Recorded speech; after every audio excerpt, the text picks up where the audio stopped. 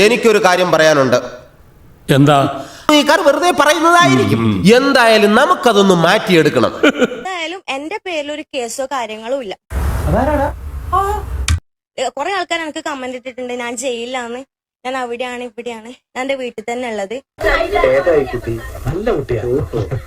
അല്ല പോലീസുകാരും പിടിച്ചിട്ടില്ല, ഒന്നും പിടിച്ചിട്ടില്ല. ഒരു വീഡിയോസിന്റെ മുന്നിലും ഒരു ഫോട്ടോസിന്റെ മുന്നിലും എനിക്ക് ആരെ ഫേസ് ചെയ്യാനും ഒരു പേടിയില്ല.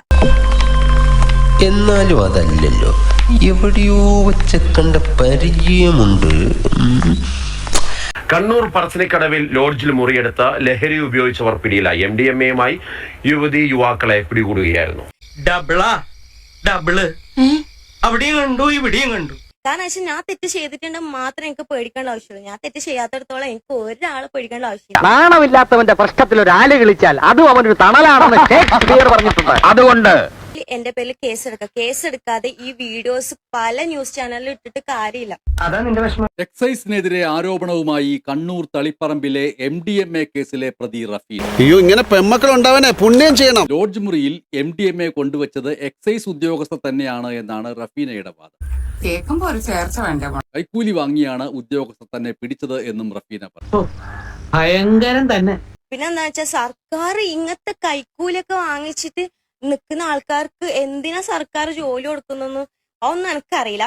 വലിയ വലിയ കാര്യങ്ങൾ ആലോചിച്ച് അരത്തല പുണ്ണാക്കാതെ. എന്തായാലും എന്റെ പേരിൽ ഒരു കേസോ കാര്യങ്ങളോ ഇല്ല. എന്റെ വായിലിരിക്കുന്നത് കേൾക്കരുത്. പിന്നെ ആ ഫോട്ടോ വന്നത് അവര് കരുതിക്കൂട്ടി ഒറ്റ കൊടുത്തിട്ട് ഇട്ടതാണെന്നും എന്റെ വായിക്കാത്ത കയറി വിടുവിച്ചാലേ ശരിയാവും. കൈക്കൂലി കൊടുത്തിട്ട് അത് ഇടിപ്പിച്ചതാണെന്നും പല ന്യൂസ് ചാനലിൽ വന്നത് നല്ല കണ്ടിട്ടുണ്ട്. നിനക്കതൊക്കെ എങ്ങനെയാ സാധിക്കുന്നത്? നാട്ടിലിറങ്ങാനും എനിക്ക് പേടിയില്ല, മറ്റുള്ളവർ ഫേസ് ചെയ്യാനും എനിക്ക് പേടിയില്ല. കാരണം ഞാൻ തെറ്റ് ചെയ്തിട്ടില്ല. പട്ടിയുടെ വാല് 12 കാലം കൊള്ളിട്ടിട്ട് എന്താ കാര്യം?